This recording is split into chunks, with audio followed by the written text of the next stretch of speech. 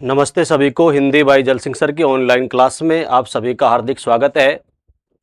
तो आज जो हम प्रकरण पढ़ने जा रहे हैं, आरपीएससी शिक्षक ग्रेड फर्स्ट यानी व्याख्याता पद के लिए जो भर्ती आई हुई है, उसमें जो स्नाकोत्तर वाला जो पार्ट है, उसमें हमने पिछली कक्षा में काव्य लक्षण पढ़े थे। आज का जो हमारा प्रकरण है वह है काव्य हेतु। तो जो हेतु शब्द है, इसका अर्थ होता है कारण, कि वो कौन से कारण हैं जिनके कारण हम काव्य लिख पाते हैं। हर किसी व्यक्ति की इच्छा होती है कि मैं कविता या काव्य लिखूं। प्रयास से वो साधारण काव्य तो लिख सकता है, लेकिन उच्च कोटि का काव्य नहीं लिख सकता। उच्च कोटि का एक अच्छा काव्य लिखने के लिए व्यक्ति के पास कुछ शक्तियां होती हैं, प्रतिभा होती है, जिसके कारण वो काव्य लिखता है।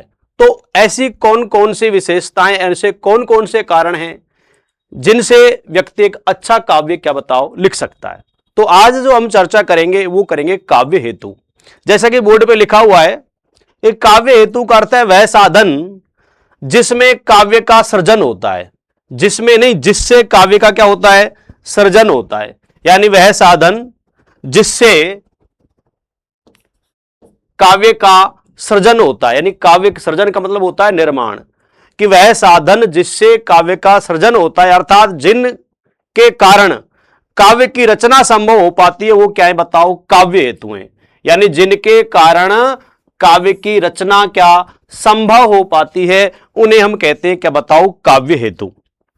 एक साधारण बात लिखी है नीचे, क्या लिखा है देखो, कि कविता करने की कामना तो अनेक व्यक्तियों के मन में होती है। यानी हर व्यक्ति सोचता है कि मैं कविता कर सकूं, और प्रयत्न करके जैसे तैसे कविता की रचना भी कर लेता है। यानी अगर वो प्रयास करता है तो कविता की क्या कर लेगा बताओ, रचना भी कर लेगा, प्रयास करेगा, टूटी फूटी कैसी भी कविता वो बना सकता है। मगर बहुत कम व्यक्ति हैं जो उत्कृष्ट को आनंदित तथा आंदोलित करते हुए मानवीय विवेक और सृजन शक्ति के सार्वभौमिकता तथा अनुपम धरोहर को सुरक्षित रखते हैं। यानी ऐसे व्यक्ति बहुत ही कम हैं, ठीक है, जो एक उत्कृष्ट काव्य लेखन कर सकते हैं, जिसके अंदर ये तत्व है कि वो उसको आंदोलित कर सकता है एवं क्या बताओ, मानवीय विवेक और सृजन शक्ति की सार्वभौमिकता तथा अनुपम धरोहर को क्या बताओ, सुरक्षित रखते हैं। तो ऐसे व्यक्ति हैं जो बहुत क्या है बताओ, कम हैं, जो इस कार्य को क्या बताओ कर सकते हैं। अब तो मैंने आपको बताया था कि ऐसी उन उत्कृष्ट व्यक्तियों के पास ऐसी कौन सी शक्ति या ऐसे कौन से कारण होते हैं जो उन्हें काव्य लेखन के लिए प्रेरित करते हैं। तो उन्हीं कारणों का अध्ययन हम किसके अंदर करते हैं, काव्य हेतु के अंदर करते हैं। किसके अंदर करते हैं, काव्य हेतु के अंतर्गत करते हैं।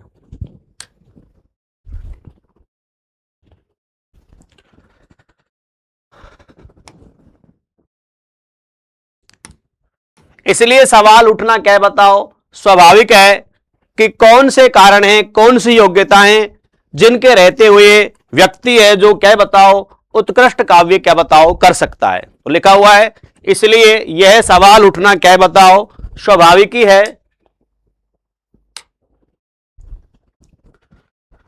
हां, इसलिए सवाल उठना स्वाभाविक है कि कौन से कारण हैं, कौन सी योग्यताएं जिनके रहते हुए कुछ व्यक्ति उत्कृष्ट काव्य का सृजन करने में क्या होते हैं, समर्थ। तो यह सवाल उठता है कि ऐसी कौन सी योग्यताएं, तो वो योग्यता जो होंगे वही काव्य के क्या होंगे बताओ, हेतु होंगे। यानी ऐसी कौन सी योग्यताएं व्यक्ति के अंदर होती हैं जिनके रहते हुए कुछ व्यक्ति हैं वो उत्कृष्ट काव्य का सृजन कर सकते हैं। मैंने कहा था कविता तो कोई भी लिख सकता है, लेकिन उत्कृष्ट काव्य बहुत कम लोग लिख पाते हैं। जो कम लोग उत्कृष्ट काव्य लिखते हैं उनके अंदर कौन सी योग्यता, वो योग्यता ही क्या कहलाएंगी भाई, काव्य हेतु। क्या कहलाएंगी, काव्य हेतु। अतः काव्य हेतु का तात्पर्य है कि काव्य की रचना के वे कारण, यानी काव्य हेतु का मतलब क्या होता है, कारण, जिनके रहते हुए कुछ व्यक्ति उत्कृष्ट काव्य का सृजन करने में समर्थ होते हैं, तो वही क्या कहलाते बताओ, काव्य हेतु। यानी वे कौन से कारण हैं जिनके कारण कुछ व्यक्ति हैं वो उत्कृष्ट काव्य का सृजन करने में क्या होते बताओ, समर्थ होते हैं। तो उन्हीं कारणों पे हमें चर्चा करनी है। अतः काव्य हेतु शब्द में हेतु का शाब्दिक अर्थ क्या होता है बताओ? कारण। मैंने बताया था ना, हेतु का शाब्दिक अर्थ क्या है बताओ? कारण। अर्थात काव्य के उत्पत्ति का कारण ही काव्य रचना का सामर्थ्य उत्पन्न कर देने वाले कारण काव्य हेतु कहलाते हैं। कि बिल्कुल काव्य हेतु शब्द में हेतु का शाब्दिक अर्थ क्या हो गया? कारण। अर्थात काव्य की उत्पत्ति के कारण ही, काव्य उत्पत्ति का कारण ही काव्य रचना का सामर्थ्य उत्पन्न कर देने वाले कारण क्या कहलाते बताओ? काव्य हेतु कहलाते हैं। बिल्कुल ये सही है ना। तो ये काव्य हेतु की काव्य उत्पत्ति के जो कारण है, वो एक परिभाषा है, बहुत ही अच्छी परिभाषा है। किसकी बताओ? बाबू गुलाब राय की। क्या लिखा हुआ है? हेतु का अभिप्राय उन साधनों से है। हेतु का अभिप्राय क्या बताओ? उन साधनों से है जो कवि की काव्य रचना में क्या होते हैं? सहायक। यानी वे साधन, वे कारण जो उसकी काव्य रचना में क्या होते हैं? सहायक होते हैं, उन्हें हम क्या कह देते हैं? काव्य हेतु। ये परिभाषा किसने दी है? बाबू गुलाब राय ने। किसने दी है? बाबू गुलाब राय ने। तो अभी आपको यह समझना आना चाहिए कि काव्य हेतु क्या है। ठीक है, कि काव्य हेतु किसे कहते हैं, ये आपके समझ में आना चाहिए। बाकी जो प्रश्न तो अभी आगे बनता है कि काव्य के हेतु किसने क्या क्या माने हैं। अभी तो ये समझना, आपको यह समझ में आना चाहिए कि काव्य हेतु कहते किसे हैं। काव्य हेतु पर सर्वप्रथम विचार अग्नि पुराण में। मैंने काव्य लक्षण में भी किसकी बात की थी बताओ? अग्नि पुराण की थी। और मैंने कहा था मिष्टार्थ शब्द को पकड़ लेना। ठीक है, हां, वहां अग्नि पुराण था। हेतु पर सर्वप्रथम विचार अग्नि पुराण में किया गया है। और वो क्या कहते हैं देखो, नरत्तव दुर्लभ लोके विद्या तत्र सुदुर्लभा और कवित्व दुर्लभ तत्र शक्तिश तत्र सुदुर्लभा। इसका मतलब ये होता है नरत्व दुर्लभ लोके, कि लोक में नर जो है वो दुर्लभ होते हैं। यानी लोक के अंदर जो दुर्लभ है वो कौन है? नर। और विद्या तत्र सुदुर्लभा, और उस नर को विद्या भी क्या होती है? बढ़ाओ, दुर्लभ होती है। फिर विद्या प्राप्त करने के बाद कवित्व दुर्लभ तत्व है। यानी वास्तव में जो कविता होती है, अच्छा काव्य होता है, वो भी क्या बताओ? दुर्लभ है। शक्ति शस्त्र सुदुर्लभा, अर्थात ये शक्ति की बात करता है कि वो शक्ति हर व्यक्ति के पास नहीं होती, कुछ ही व्यक्तियों के पास होती है। तो वो क्या बताओ? दुर्लभ है। यानी वो काव्य लेखन की जो शक्ति है वो हर व्यक्ति के पास नहीं होते, वह शक्ति भी क्या बताओ? दुर्लभ होती है। ठीक है, तो बिल्कुल नरत्व दुर्लभ लोके विद्या तत्र सुदुर्लभा कवित्व दुर्लभ तत्र शक्ति सत्र सुदुर्लभा। तो ये नरत्व दुर्लभ की बात किसमें की है भाई? अग्नि पुराण में। इसको कोई आप याद रखोगे कि अग्नि पुराण आपसे पूछा जाएगा, नरत्व दुर्लभ लोके विद्या तत्र सुदुर्लभा कवित्व दुर्लभम तत्र शक्ति तत्र सुदुर्लभा। ये जो काव्य हेतु की जो परिभाषा है या काव्य हेतु के संदर्भ में ये पंक्ति किसने लिखी है, तो आपको याद रखेगा कि किसमें है? ये अग्नि पुराण में। किसमें है? अग्नि। तो अग्नि पुराण में एक शब्द पकड़ना है, क्या बताओ? नरत्व दुर्लभम। कि नरत्व, नर क्या है बताओ? दुर्लभ है। ठीक है, आगे हम बात करेंगे। तो नाम आया भामा, जिसका ग्रंथ है काव्य अलंकार, और वो कहता है गुरु उपदेशाद्यतु शास्त्रम जड़दियो काव्य तू जायते जातु कस्याचित प्रतिभावनत। तो ध्यान रखना, यानी गुरु के उपदेश एवं शास्त्रों से जड़ बुद्धि भी, यानी जिसके पास बिल्कुल ज्ञान नहीं हो, जड़ बुद्धि भी साधारण काव्य की रचना कर सकता है। यानी साधारण काव्य की रचना के लिए उसे क्या मिलना चाहिए बताओ? गुरु का क्या होगा? उसके पास उपदेश होगा। कि गुरु के उपदेश एवं क्या बताओ? शास्त्रों से जड़ बुद्धि व्यक्ति भी कैसा काव्य लिखेगा? साधारण काव्य। कैसा काव्य? साधारण काव्य।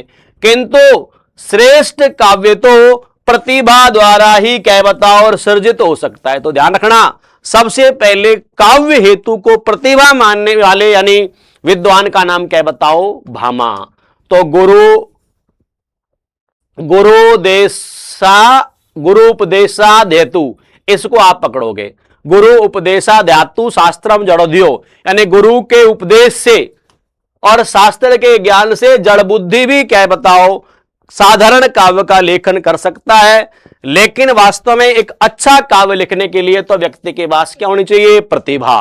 तो इन्होंने काव्य हेतु किसे माना है? प्रतिभा। नीचे लिखा हुआ है इन्होंने काव्य का हेतु क्या माना है? प्रतिभा। तो यहां से दो प्रश्न बनेंगे आपसे, ध्यान रखना। आपसे पहला प्रश्न यह पूछा जाएगा परीक्षा में कि प्रतिभा को काव्य का हेतु मानने वाले पहले विद्वान कौन है? तो आप क्या कहोगे? भामा। क्या कहोगे? भामा। यानी काव्य हेतु प्रतिभा को मानने वाले जो पहले विद्वान है वो कौन है? भामा है। एक तो ये याद रखना है। एक आपको ये याद रखना है दूसरा प्रश्न कि भामा की परिभाषा है क्या? तो परिभाषा क्या है बताओ? गुरु उपदेशाध्यातु। तो पूरी रटने की जरूरत नहीं है, बस ये गुरु उपदेशाध्यातु इसको रख लेना, ठीक है? कि गुरु उपदेशाध्यातु शास्त्रम जड़धियो। तो बोले गुरु उपदेश को क्या बताओ? काव्य का हेतु के संबंध में जो माना तो प्रतिभा को है, लेकिन आपको याद रखना है कि ये परिभाषा किसकी है।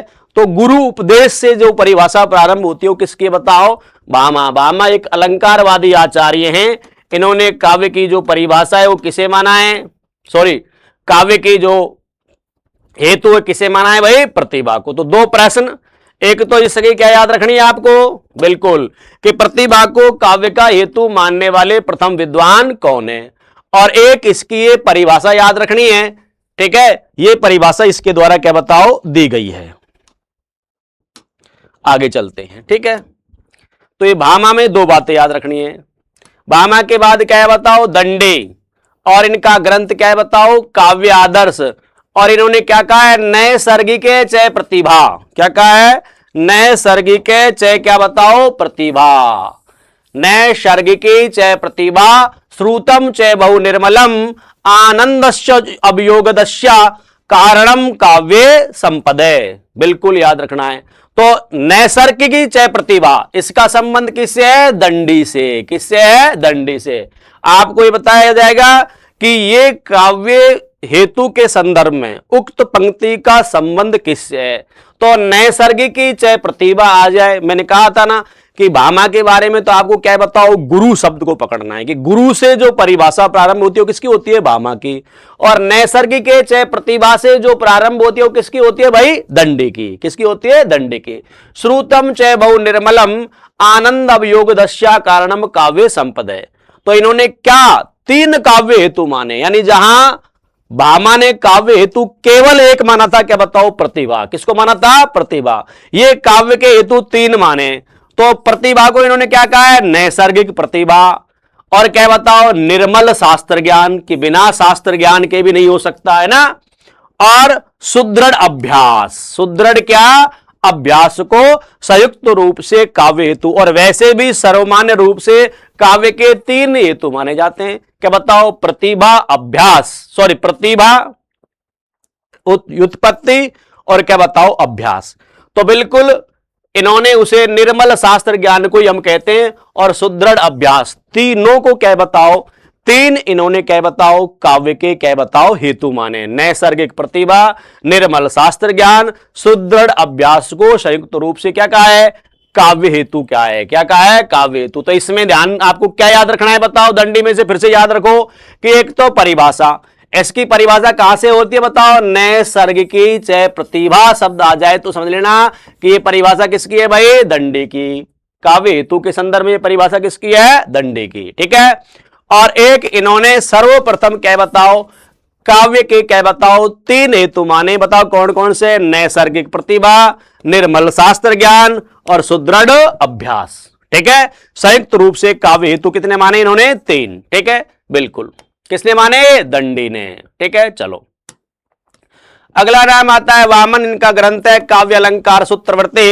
इन्होंने काव्य हेतु को काव्यांग कहा है, ध्यान रखना। काव्य हेतु को क्या कहा इन्होंने? काव्यांग। और इन्होंने काव्य के तीन बताए, काव्य के तीन अंग बताए। एक तो विद्या, एक प्रकीर्ण, यानी काव्य के कितने अंग बताए इन्होंने? तीन। थोड़ा सा ऊपर सर्कल लेते देखो, सॉरी, एक तो लोक, एक विद्या, एक प्रकीर्ण। यानी इन्होंने काव्य जो हेतु को क्या कहा है? काव्यांग कहा। यानी काव्य हेतु को इन्होंने क्या कहा है? काव्यांग। आपसे प्रश्न पूछा जाएगा कि काव्य हेतु को काव्यांग कहने वाले जो आचार्य वो कौन है? तो आप आचार्य किसका नाम लोगे भाई? वामन का। किसका नाम लोगे? वामन का। कि इन्होंने काव्य हेतु को क्या कहा है? काव्यांग कहा है। क्या कहा है? काव्यांग कहा है। ठीक है, एक बात तो ये याद रखनी है। दूसरी बात इसमें ये याद रखनी है कि इन्होंने काव्यांग कितने माने? 3। बताओ क्या? बताओ। लोक, लोक में आचार व्यवहार का ज्ञान, विद्या यानी अनेक शास्त्रों का ज्ञान, और प्रकीर्ण का मतलब है विभिन्न क्षेत्रों का समय अनुसार ज्ञान। ये काव्य के इन्होंने 3 अंग माने हैं। क्या माने? काव्यांग माने हैं। और इन्होंने इन तीनों को ही काव्य का क्या मान लिया? हेतु। क्यों? काव्यांग को ये क्या कहते हैं? काव्य हेतु कहते हैं। और एक परिभाषा दी, कवित्तम बीजम प्रतिभानम कवितस्य बीजम। ठीक है, ये परिभाषा। तो बीज की बात कौन करते हैं? वामन। और नैसर्गिक प्रतिभा की बात कौन करते हैं? दंडी। और गुरु उपदेशो ध्यात्तु की बात कौन करते हैं? बताओ। भामा। ये आपको पॉइंट पकड़ने हैं। ठीक है, यहां से आपको सीधी सीधी पंक्ति पूछी जाएगी कि ये काव्य हेतु के संदर्भ में ये कथन या ये पंक्ति किसकी है। ठीक है,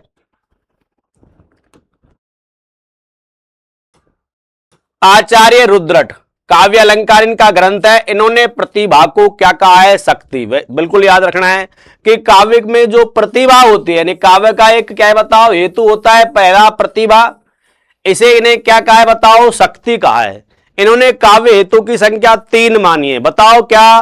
प्रतिभा, व्युत्पत्ति और अभ्यास। और देखो, सर्वमान्य रूप से भी ये तीनों ही काव्य के हेतु माने जाते हैं। ये प्रतिभा होती है, ये 2 तरह की होती है, एक तो जन्मजात होती है और एक अर्जित होती है। ठीक है, यानी प्रतिभा व्यक्ति में एक जन्मजात गुण होता है, कुछ वो संसार में रहेगा क्या पता है? अर्जित।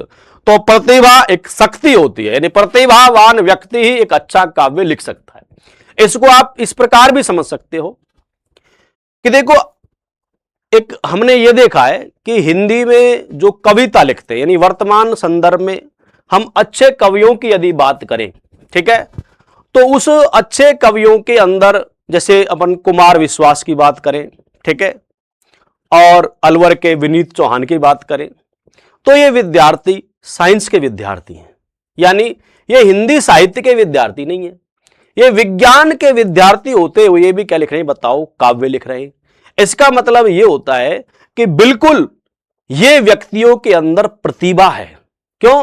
क्योंकि हिंदी विषय को तो वो छात्र लेते हैं, हमारे यहां सोच है समाज में कि जिसकी 10वीं में बहुत कम परसेंट हो वो आर्ट्स साइड जाता है, और आर्ट्स में भी जिसकी सबसे कम होता है वो हिंदी साहित्य। तो निश्चित बात है उनके अंदर प्रतिभा तो होगी नहीं, तो वो तो काव्य लेखन क्या करेंगे नहीं, और करेंगे तो फिर कैसा? कोई साधारण काव्य लिखेंगे। लेकिन ये साइंस के जो विद्यार्थी, कुमार विश्वास, विनीत चौहान, मैंने ऐसे नाम लिया कि सच में ही ये व्यक्ति कैसे व्यक्ति हैं? प्रतिभाशाली। क्यों?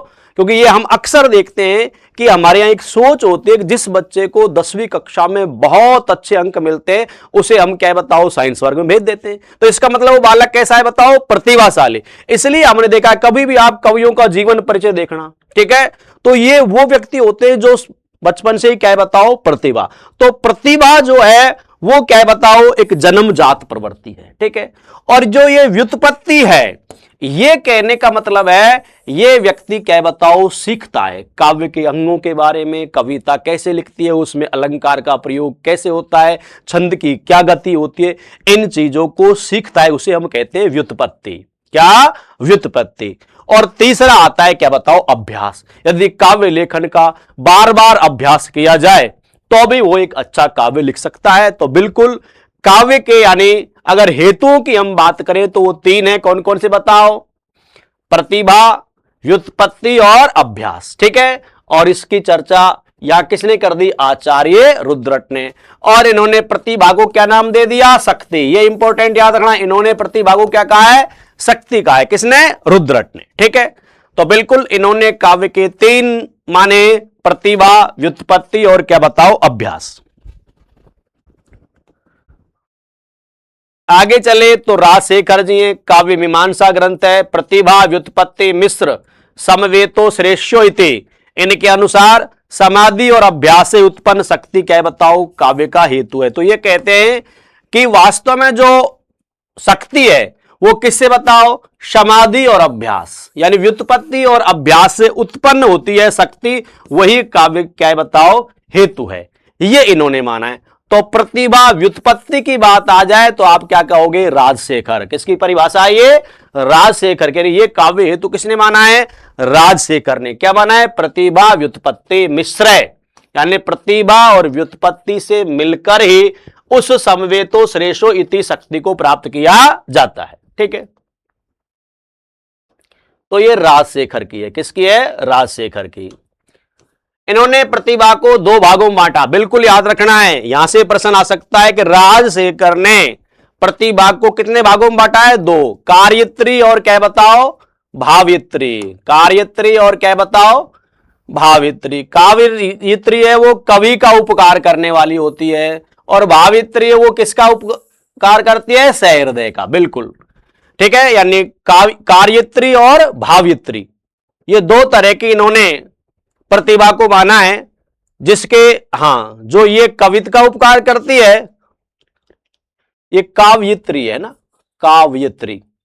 और भावित्री ये कवि का उपकार करने वाली होती है, और ये क्या बताओ? सहृदय का उपकार करने वाली होती। इन्होंने काव्य हेतु को काव्य माता है। वेरी इंपॉर्टेंट, आपसे यहां से प्रश्न पूछा जाएगा कि काव्य हेतु को काव्य माताएं कहने वाले विद्वान कौन है, यानी किसने काव्य हेतु को काव्य माताएं कहा? तो बिल्कुल ये आपको याद रखना है। किसने कहा है बताओ? राजशेखर ने। किसने कहा है? राजशेखर ने। ठीक है, इन्होंने काव्य हेतु को क्या कह दिया? काव्य माताएं। क्या कह दिया? काव्य माताएं। अगला नाम आता है क्या बताओ? मम्मट। क्या नाम आता है? मम्मट। इन्होंने काव्य प्रकाश में क्या परिभाषा दी है? शक्तिर निपुणता, लोक शास्त्रम, काव्याय अद्वेक्षणाम, काव्याय शिक्षाए अभ्यास इते हेतुस्त दुद्भवे, यानी कहने का मतलब है और हेतु ये सब काव्य का क्या बताओ? उद्भव करते हैं। तो शक्ति निपुणता का मतलब यहां क्या है बताओ? प्रतिभा। लोक शास्त्रम ज्ञान को मैंने क्या कहा था? व्युत्पत्ति। और क्या बताओ? अभ्यास का समन्वय ही काव्य है। यानी तीनों को मानते बताओ किसको? प्रतिभा को, व्युत्पत्ति को और अभ्यास को। तीनों मिलकर काव्य हेतु बनते, पृथक पृथक नहीं, कि बिल्कुल अलग अलग नहीं, ये तीनों मिलेंगे। तो आपसे पूछा जाएगा प्रश्न कि प्रतिभा, व्युत्पत्ति और अभ्यास तीनों का समन्वय को काव्य हेतु मानने वाले कौन है? तो मम्मट। और एक इनकी परिभाषा आपको याद रखनी है, शक्तिर निपुणता। ये परिभाषा किसकी है? तो क्या कहोगे आप? मम्मट की। किसकी है? मम्मट की। ठीक है, बिल्कुल। अगला नाम आया जयदेव। तो जयदेव क्या कहते हैं बताओ? इन्होंने काव्य हेतु उत्पत्ति और अभ्यास से युक्त प्रतिभा को माना है। तो वही बात है, इसमें ऐसा कुछ याद करने के लिए है नहीं। अगला नाम अपन बात करें तो जगन्नाथ का है रस गंगाधर। ये कहते हैं तव्य च कारणम कविगता केवलम प्रतिभा। बस ये केवलम प्रतिभा शब्द आ जाए तो समझ लेना कौन है? जगन्नाथ। केवलम प्रतिभा शब्द आ जाए तो क्या है? जगन्नाथ।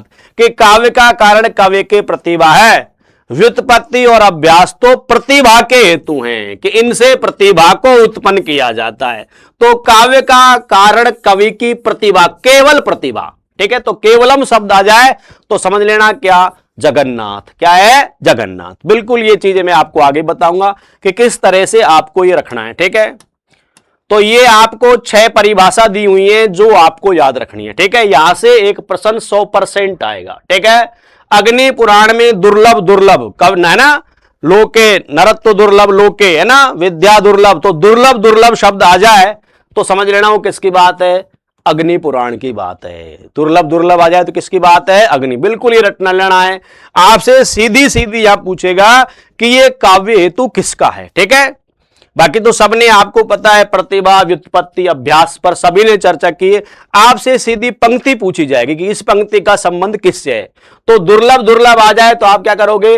अग्नि पुराण। दंडी ने नैसर्गिक प्रतिभा, तो नैसर्गिक शब्द मिल जाए तो क्या कहोगे? दंडी। क्या कहोगे? दंडी। और भामा का प्रतिभावित है ना, प्रतिभावित, तो ये शब्द मिल जाए तो किसका है बताओ? वामन का है। ठीक है, वैसे गुरु उपदेशों मैंने आपको बताया था, गुरु से प्रारंभ होता है ना। हाँ, और वामन में कवित्व बीजम, बीज की बात करो तो फिर किस में आ जाए? वामन में। बीजम की बात कौन करता है बताओ? वामन। और शक्तिर निपुणता की बात कौन करता है? मम्मट। कौन करता है? मम्मट। ठीक है, और जगन्नाथ केवलम। अगर इतनी ये 6 बातें आपको ये याद हो गई तो एक प्रश्न आपका बिल्कुल यहां से पक्का है, ठीक है ना। यहां से आपका प्रश्न क्या है बताओ, गलत नहीं होगा। क्यों? अगर 1-2 आएंगे तो फिर आप ऑप्शन के हिसाब से भी उसे कर सकते हो। तो ये 6 बातें कि अग्नि पुराण ने किसकी बात की है, दुर्लभ की। दंडी ने किसकी करी है बताओ, नैसर्गिक की। भामा क्या करता है बताओ, प्रतिभावित। वामन क्या करता है, कवित्व बीजम। मम्मट क्या करता है, शक्ति निपुणता। और जगन्नाथ केवलम, कि जगन्नाथ केवलम। इस तरह से आपको पढ़ना है। तो भामा में हमने गुरु को पढ़ा था, गुरु या प्रतिभावता, जो भी आप याद कर सकते हो वो उसमें से कर सकते हो। तो यहां हमने वामन की बात की थी, ये देखो काव्य अलंकार सूत्रवृत्ति में, है ना।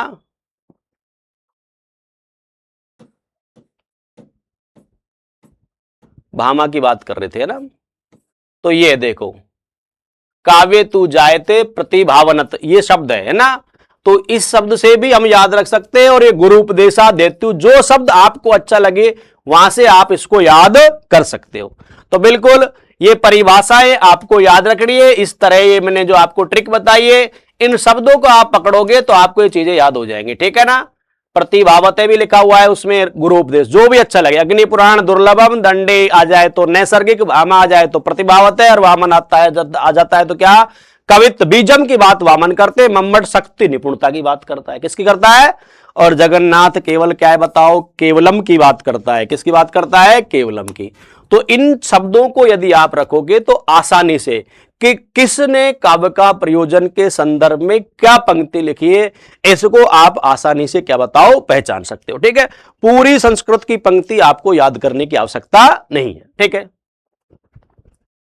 अब आगे हम बात करते हैं। तो लिखा हुआ है हिंदी के आचार्यों के अनुसार, तो डॉक्टर नगेंद्र ने क्या कहा है कि काव्य हेतु आत्म अभिव्यक्ति, यानी ये आत्म अभिव्यक्ति को काव्य का हेतु मानते हैं डॉक्टर नगेंद्र।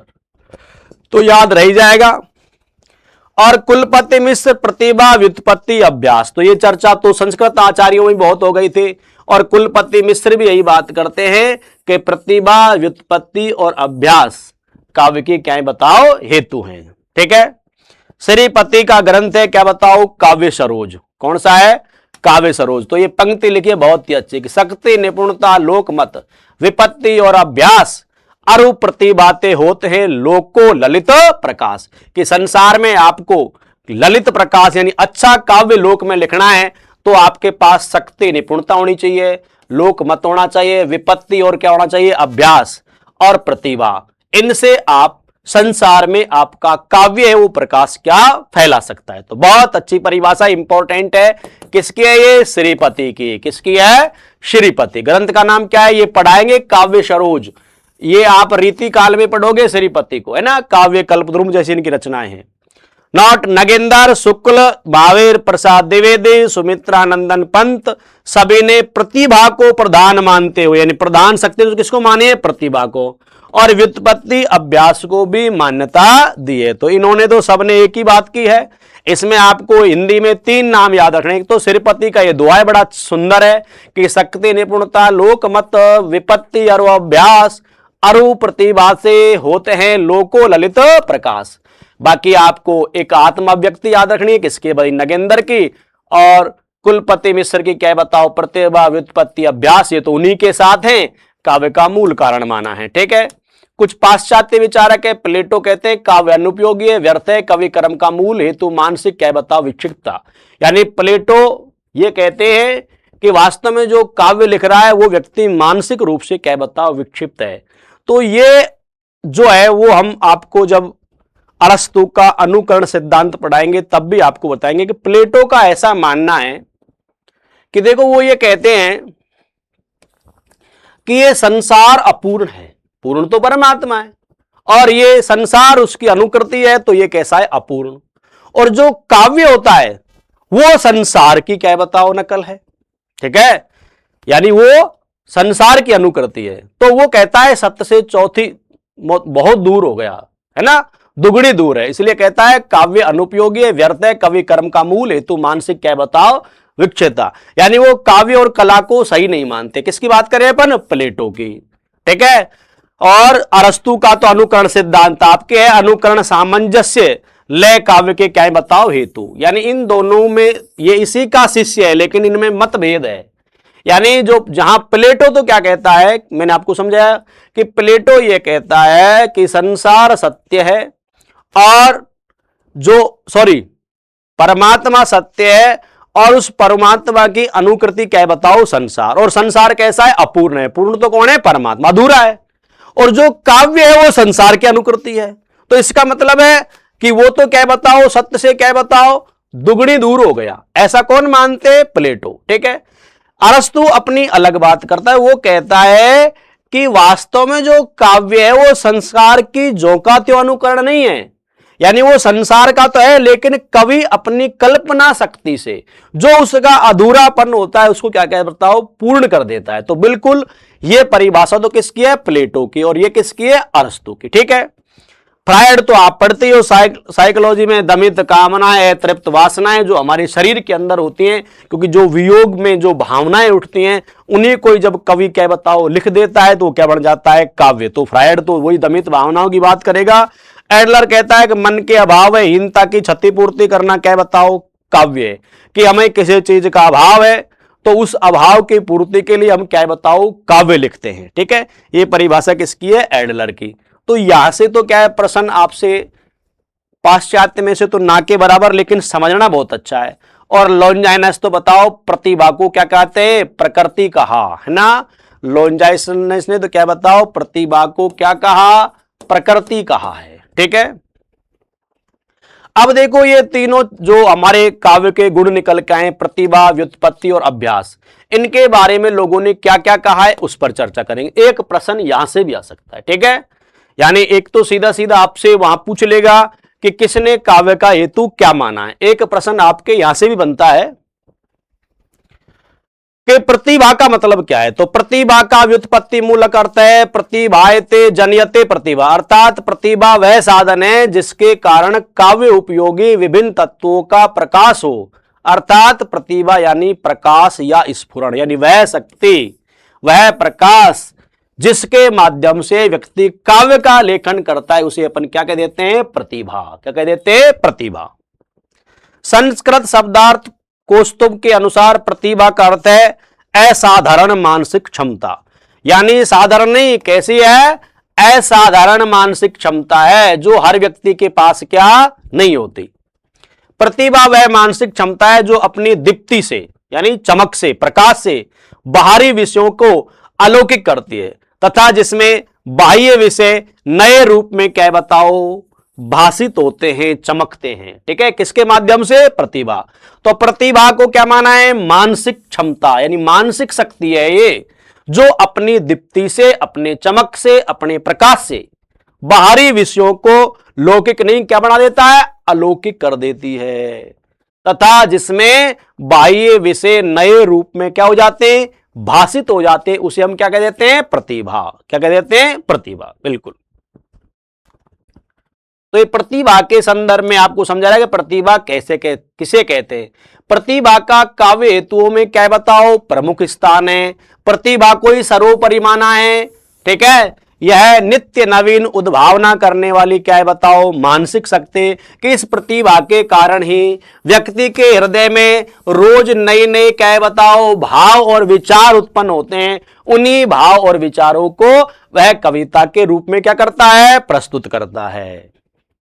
प्रतिभा मनुष्य की एक जन्मजात क्या है बताओ देवीय शक्ति, बिल्कुल परमात्मा देता है, यानी प्रतिभा को कहीं से प्राप्त नहीं किया, ये जन्मजात है, गॉड ईश्वर इसे हमें देता है। ठीक है ना, आपने भी देखा होगा कुछ बच्चे होते हैं वो बहुत ही प्रतिभाशाली होते हैं। ठीक है, अब वो प्रतिभाशाली जो बच्चा है वो प्रतिभा कहीं मिलती नहीं है, वो उसमें क्या है बताओ परमात्मा के द्वारा दी जाती है, इसलिए क्या मना इसे जन्मजात देवीय शक्ति, जिसके अंतर्गत नवीन वस्तुओं की रचना की स्फूर्ति क्या होती है जागृत, क्योंकि काव्य में कल्पना के माध्यम से व्यक्ति नए नए क्या बताओ विचारों को प्रस्तुत करता है। प्रतिभा का महत्वपूर्ण काम है क्या बताओ चित्र विधान या बिंब विधान करना। तो आप भी जानते हो कि जब हम कोई भी काव्य लिखेंगे या कोई भी चित्र बनाते हैं, यानी चाहे वो चित्रकला हो, ललित कला हो, चाहे साहित्य हो। तो इसके अंदर क्या होता है कि जो भी हम लिखने वाले उसका बिंब या चित्र हमारे पटल पर आता है। अंतर इतना सा है कि एक चित्रकार उन भावों को ब्रश के माध्यम से लिखता है और एक कवि उन विचारों को कलम के माध्यम से प्रस्तुत करता है। जब हम काव्य पढ़ते हैं तो कवि उसका इस तरह वर्णन करता है कि जिसके बारे में वो लिख रहा है उसका चित्र, उसका बिंब कि वो कैसा होगा, वो स्पष्ट रूप से हमारे हृदय में प्रस्तुत हो जाता है। ठीक है, तो उसे चित्र विधान या उसे क्या है बताओ, बिंब विधान कहते हैं। बिंब का मतलब ही क्या है बताओ, हाँ बिल्कुल मस्तिष्क में आने वाला कोई बताओ चित्र होता है, उसे हम क्या कह देते हैं, बिंब कह देते हैं। क्या कह देते हैं, बिंब। तो ये प्रतिभा के माध्यम से ही संपन्न होता है। किसके माध्यम से, प्रतिभा के माध्यम से।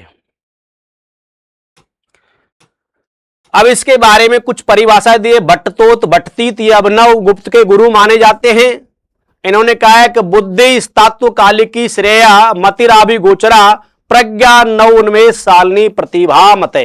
तो याद रखना कि प्रज्ञा बिल्कुल इंपॉर्टेंट है। ये प्रश्न एक से अधिक बार आपके परीक्षाओं में आ चुका है कि प्रतिभा को नव उन्मेष सालनी किसने कहा है, प्रज्ञा। नव उन्मेष सालनी प्रज्ञा किसने कहा है, तो किसने कहा है बताओ, भट्टतोत या भट्टतीत ने। बिल्कुल प्रश्न यहां से आने की संभावना है कि वास्तव में जो प्रतिभा है उसको नव उन्मेष सालनी, प्रज्ञा नव उन्मेष सालनी कहने वाले विद्वान है तो कौन है बताओ, भट्टतीत है।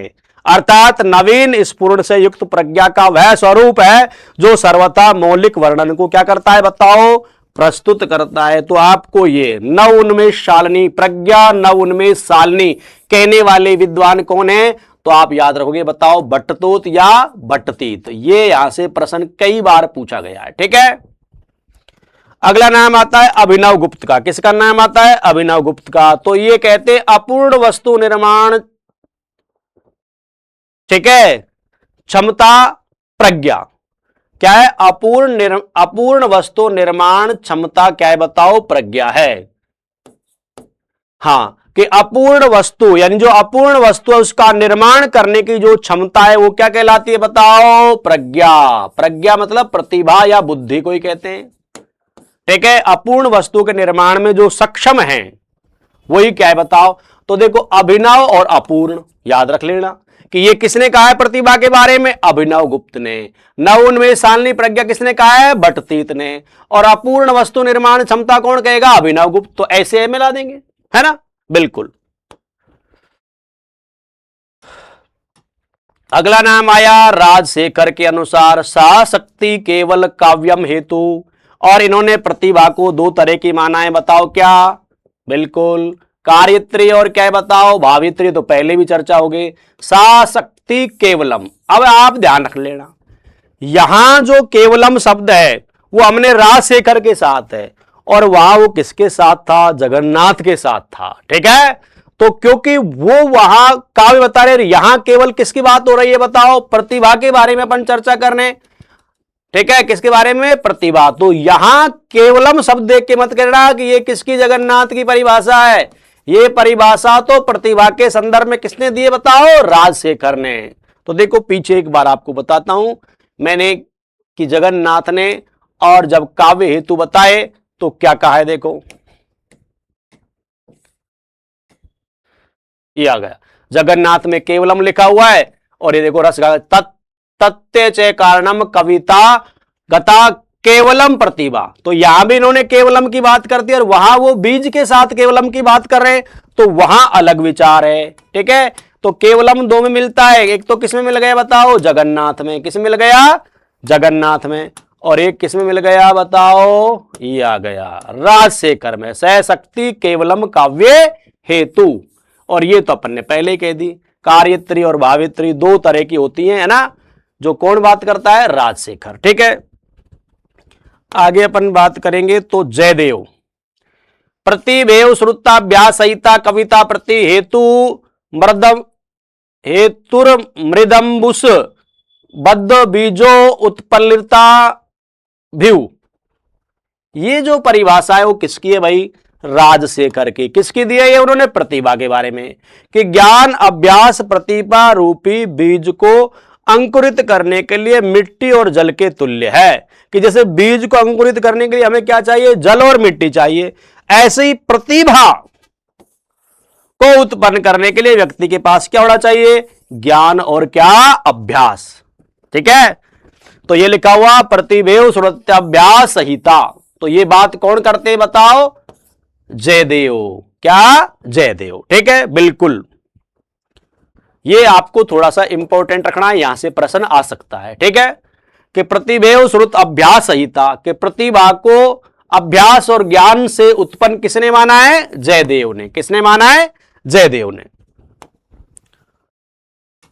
पंडित जगन्नाथ के अनुसार कि साचा काव्य घटना अनुकूलन शब्दार्थो परिस्थिति, अर्थात कवि की वह अंतर शक्ति जो वर्णन के अनुकूल शब्दार्थ की तद्वत प्रस्तुति करे वही क्या है बताओ? प्रतिभा है। तो साचे काव्य घटना अनुकूलन यानी घटना अनुकूल, तो घटना के अनुकूल घटनाएं संसार में घटती हैं। तो कौन बात कर रहा है? ये जगन्नाथ। कौन कहता है इस बात को? जगन्नाथ। और लास्ट एक परिभाषा है कि शुक्ल ने प्रतिभा को अंतःकरण की उद्भाषित क्रिया कहा है। क्या कहा है? अंतःकरण की उद्भाषित क्रिया किसने कहा है? शुक्ल ने। ठीक है, बिल्कुल। डॉक्टर नागेंद्र, प्रतिभा को असाधारण कोटि की मेधा शक्ति मानते हुए कहा है कि प्रतिभा को नीरस तथा साधारण वातावरण अच्छे नहीं लगते, वह असाधारण में खुलकर खेलती है। ठीक है, तो अच्छी परिभाषा है कि प्रतिभा क्या बताओ?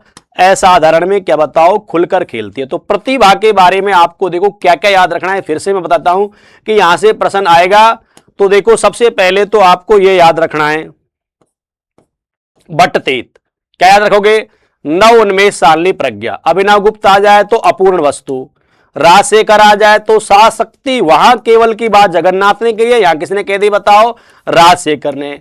जयदेव आ जाए तो प्रतिभेव श्रुत अभ्यास संहिता, कि वास्तव में ज्ञान अभ्यास प्रतिभा रूपी बीज को अंकुरित करने के लिए मिट्टी और जल के तुल्य। अब देखो यहां एक शब्द बीजम भी आया है। क्या आया है? बीज। और उधर भी बीज आया था। देखो वहां बीज की जो बात है वो किसने की है? देखो ये भी आपको ध्यान रखना है कि वहां जो बीज की बात की है वो किसने की है? वो देखो मैं बताता हूं आपको, कवित्तम बीजम, यानी वहां बीज की बात की है वामन ने। किसने की है? वामन ने। और यहां बीज की बात कौन कर रहे हैं? ये आपको ध्यान रखना है। कौन कर रहा है यहां बीज की बात? जयदेव। कौन कर रहे हैं? जयदेव। ठीक है, पंडित जगन्नाथ का हो ही गया। साकाव्य घटना के अनुकूल तो जगन्नाथ है, बाकी ये दो तीन बातें तो ये आसानी से यहां आ सकता है। इसलिए मैंने कहा था कि प्रज्ञा नव उन्मेष सालनी। ठीक है, तो इसमें सब में से सबसे ज्यादा प्रश्न पूछे जाते हैं। अब आई व्युत्पत्ति। व्युत्पत्ति का शाब्दिक अर्थ है निपुणता, पांडित्य, ज्ञान या बाहुल्यता। तो मैंने कहा प्रतिभा है वो तो व्यक्ति के पास जन्मजात होती है, प्रतिभाशाली व्यक्ति। लेकिन यहां किसी चीज में निपुण या पांडित्य या ज्ञान या बहुज्ञता इसको व्यक्ति संसार में रहकर प्राप्त कर सकता है। मैंने कहा था ना कि कोई भी प्रतिभाशाली अच्छी कविता लिख सकता है, लेकिन उस कविता में भाषा शैली, उसमें छंद का प्रयोग, ठीक है, और किस तरह से भावों का समावेश किया जाए वह व्युत्पत्ति के द्वारा व्यक्ति प्राप्त करता है, जिसे हम निपुणता कहते हैं। क्या कह देते हैं? निपुणता कह देते हैं, पांडित्य कह देते हैं, ज्ञान कह देते हैं और बहुज्ञता। तो काव्य शास्त्र आदि के लिए व्युत्पन्ना शब्द का प्रयोग रुद्रट ने किया था। उनके अनुसार व्युत्पत्ति का अर्थ है क्या बताओ? सर्वज्ञता। तो काव्य शास्त्र के लिए जो व्युत्पन्ना शब्द है इसका प्रयोग सबसे पहले किसने किया बताओ? रुद्रट ने। व्युत्पन्नता का अर्थ है संस्कार मार्जन, कि आपकी कविता में जो कुछ कवि है उसमें और मार्जन करो, सुधार करो। कवि के लिए संस्कार मार्जन अनिवार्य कारण है कि शास्त्र आदि के ज्ञान के अभाव में प्रज्ञा क्या रहती है? मलिन। तो मैंने कहा था ना कि विज्ञान का विद्यार्थी भी कविता लिख सकता है, लेकिन अब वो कविता लिखने लग गया तो फिर उसे क्या है बताओ? शास्त्र आदि का ज्ञान लेना पड़ेगा। उसके अभाव में प्रज्ञा कैसी रहती है? मलिन। तो प्रज्ञा यानी वो व्युत्पत्ति को प्राप्त करेगा। ठीक है, आचार्य दंडे व्युत्पत्ति के लिए आचार्य दंडी ने व्युत्पत्ति के लिए निर्मल प्रतिभा शब्द का प्रयोग किया है। ठीक है, व्युत्पत्ति को उन्होंने क्या कह दिया? निर्मल प्रतिभा। रुद्र के अनुसार व्युत्पत्ति का अर्थ है छंद, व्याकरण, कला, लोक स्थिति तथा पदार्थों के ज्ञान से प्राप्त क्या बताओ युक्ता युक्त विवेक। मैं कह रहा था कि प्रतिभा तो जन्मजात होती है, लेकिन छंद, व्याकरण, कला, पदार्थों का ज्ञान, इनको प्राप्त करना ही क्या कहलाता है व्युत्पत्ति। क्या कहलाता है व्युत्पत्ति। राजशेखर के अनुसार उचितो अनुचितो विवेको उत्पत्ति, इंपॉर्टेंट है ये जरूर रखना। उचितो अनुचितो विवेको क्या है बताओ उत्पत्ति। क्या तो उचित है क्या अनुचित है, इसका विवेक ही क्या कहलाता है उत्पत्ति। एक अन्य स्थान पर परिभाषा दी है कि प्रतिभा व्युत्पत्ति मिश्र समवेति श्रेष्ठो इति, अर्थात व्युत्पत्ति को प्रतिभा से भी क्या माना है श्रेष्ठ। किसने? राजशेखर ने। वेरी इंपॉर्टेंट, आपसे प्रश्न पूछा जाएगा कि व्युत्पत्ति को प्रतिभा से श्रेष्ठ मानने वाले विद्वान कौन है, तो क्या प्रश्न बनेगा बताओ? राजशेखर। क्या बनेगा? राजशेखर। मम्मट के अनुसार शक्तिर निपुणता लोक शास्त्र, तो ये तो पहली बात होगी मम्मट में, तो शक्तिर निपुणता की बात यही यहां बात करता है। लोक शास्त्र काव्यादक वेक्षणात्, इन्होंने व्युत्पत्ति के लिए निपुणता शब्द का प्रयोग किया है, और ये निपुणता संसार को देखने व काव्य शास्त्र आदि के सम्यक अध्ययन से क्या होती है प्राप्त होती है। कि आप काव्य शास्त्र पढ़ोगे तो आप में ये प्राप्त हो जाएगी। और ये शक्तिर निपुणता लोक शास्त्र काव्य, तो शक्तिर निपुणता तो हमने पहले पढ़ी थी जब इन्होंने काव्य हेतु बताए थे, वही शक्तिर निपुणता की बात यहां कर रहा है। तो मम्मट के बारे में ये पंक्ति आपको याद रखनी है, ठीक है। तो वे हुआ व्युत्पत्ति। तो मैंने क्या कहा कि काव्य के जो हेतु हैं वो तीन माने गए, प्रतिभा, व्युत्पत्ति और अभ्यास। प्रतिभा मैंने कहा था कि ये देवीय शक्ति है, ये व्यक्ति में क्या बताओ जन्मजात होती है। और व्युत्पत्ति क्या है कि संसार में रहकर काव्य शास्त्र का अध्ययन करके कि एक अच्छा काव्य कैसे लिखा जा सकता है, इसका ज्ञान जब व्यक्ति संसार में रहकर प्राप्त करता है तो उसे हम कहते हैं क्या बताओ व्युत्पत्ति। अब जो तीसरा काव्य हेतु आया जिसका नाम क्या है बताओ अभ्यास। अब मैंने कहा था ना कि व्यक्ति गलत करता है, लेकिन वो निरंतर यदि वो अभ्यास करता है तो धीरे धीरे जब उसकी गलतियां कम हो जाती हैं तो वह भी एक अच्छा काव्य क्या लिख सकता है। इसलिए जो अगला हमने काव्य का हेतु माना है वो क्या है बताओ अभ्यास। तो अभ्यास का शाब्दिक अर्थ क्या है बताओ निरंतर प्रयास करना। काव्य रचना के लिए निष्ठापूर्वक बार बार किए जाने वाले प्रयत्नों की अखंड श्रृंखला क्या है बताओ अभ्यास है। दंडी ने अभ्यास को सर्वाधिक महत्व दिया है, ठीक है, यद्यपि उन्होंने प्रतिभा के महत्व को भी क्या बताओ स्वीकार। तो आपसे पूछा जाएगा कि सबसे ज्यादा अभ्यास को महत्व देने वाले विद्वान कौन है, तो क्या कहोगे आचार्य दंडी, ठीक है। अभ्यास के लिए एकनिष्ठ श्रम की बात किसने की है? दंडी ने, कि लगातार श्रम करो। तो आपसे प्रश्न पूछा जाएगा कि अभ्यास को सबसे ज्यादा महत्व किस संस्कृत के आचार्य ने दिया, तो आपको नाम याद रखना है क्या बताओ दंडी। वामन के अनुसार अभ्यासो ही कर्मेषु कौशल भाविति, कि वामन कहते हैं कि अभ्यास से ही कर्म में क्या बताओ कौशल। और ये परिभाषा तो आप पढ़ते ही हो, रीतिकालीन कवि वृंद की है कि करत करत अभ्यास के जड़मत होत सुजान, और रसरे आवत जात ते सिल पर पड़त निशान। तो अभ्यास, ठीक है। और वैसे भी साइकोलॉजी में अपन ने पढ़ते हैं ना थॉर्नडाइक के प्रमुख नियम है, तो वहां तत्परता अभ्यास का नियम। तो बार बार अभ्यास करने से व्यक्ति एक अच्छा क्या बताओ काव्य लिख सकता है। तो ये परिभाषा किसकी है केवल याद रखना है, करत करत अभ्यास के जड़मत होत सुजान, और रसरी आवत जात ते सिल पर पड़त निशान। पंक्ति आपने बहुत बार सुन रखी है, आपको तो ये याद रखना है किसकी, तो किसकी है ये कवि वृंद की। और राजशेखर भी कहते हैं कि निरंतर क्या बताओ प्रयास करते रहना ही क्या बताओ अभ्यास है। अमीर खुसरो ने भी अभ्यास को महत्व दिया ना, पान सड़ा क्यों, घोड़ा क्या अड़ा क्यों, रोटी क्या, ये फेरा नहीं था। क्या होगा इसका अर्थ क्या बताओ? पान सड़ा क्यों, घोड़ा अड़ा क्यों, क्योंकि फेरा नहीं था।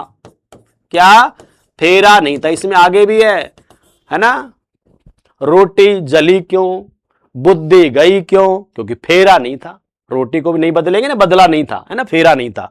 तो बिल्कुल अमीर खुसरो ने भी अभ्यास को महत्व दिया है। यानी हाँ पान सड़ा, यानी पान का पत्ता है ना, अगर उसको हम पानी में बार बार बदलेंगे नहीं तो सड़ जाता है।